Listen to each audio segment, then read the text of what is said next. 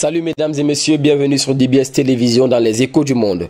En France, dans l'optique de favoriser l'embauche des jeunes chômeurs des quartiers français, le gouvernement a prolongé et renforcé le dispositif des emplois francs.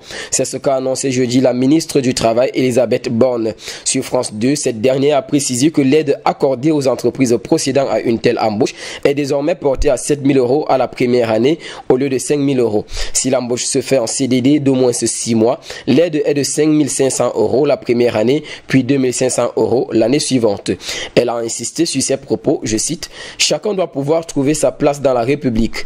Je ne peux pas accepter qu'un jeune ne trouve pas de travail parce qu'il n'a pas de bonnes adresses ou les bons codes. » Rappelons que le gouvernement français a prévu pour ce dispositif en 2021 une enveloppe budgétaire en hausse de plus de 40% sur un an à 317 millions d'euros au lieu de 224 millions d'euros.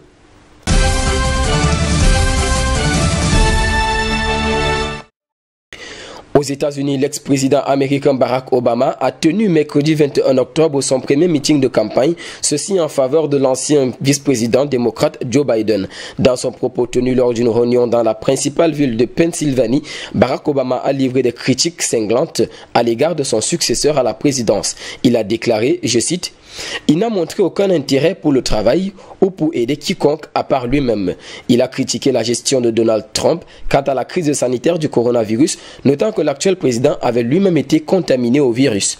Donald Trump ne va pas se mettre subitement à tous nous protéger, a déclaré Donald Trump. Il poursuit en ces termes, il ne peut même pas adopter les mesures de base pour se protéger lui-même.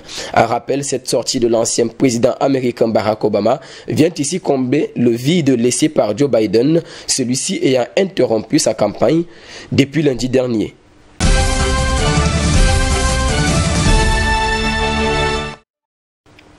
Toujours aux États-Unis, les parents de 545 enfants séparés à la frontière délimitant les territoires américains et mexicains n'ont toujours pas été retrouvés. Ceci malgré l'ordonnance d'un juge fédéral enjoignant au gouvernement de réunir les familles dans le cadre de la politique migratoire sans tolérance de l'administration Trump. Selon un document judiciaire déposé le 20 octobre 2020 par le ministère américain de la Justice et l'American Civil Liberties Union, les enfants ont été séparés entre le 1er juin 2017 et le 26 juin 2018.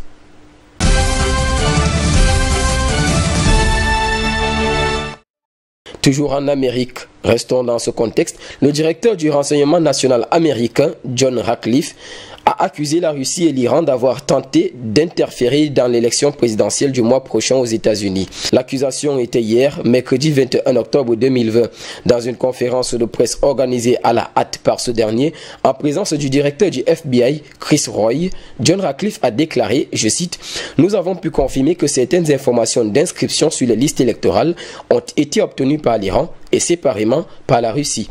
Si la plupart de ces informations sont publiques ou commercialisables, le directeur du renseignement national a déclaré que les autorités américaines ont déjà constaté que l'Iran a envoyé des courriels usurpateurs afin d'intimider les électeurs, d'inciter aux troubles sociaux et de nuire au président actuel des États-Unis d'Amérique, Donald Trump. »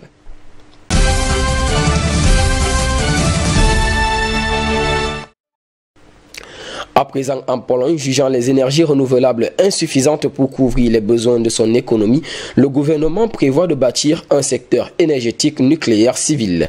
Selon l'eurodéputé polonais et spécialiste de l'énergie, Grzegorz Tobiszowski, nous entreprenons quelque chose de très important pour l'Europe. Nous prenons soin de l'environnement et nous mettons la sécurité de l'approvisionnement en énergie.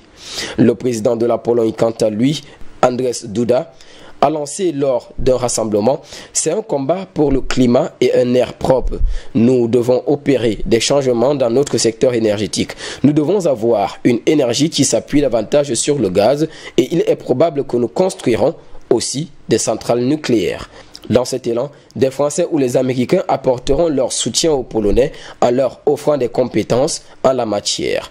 Pour le porte-parole du gouvernement polonais, Piotr Muller, je pense que nous pouvons nous entendre à des décisions dès cette année.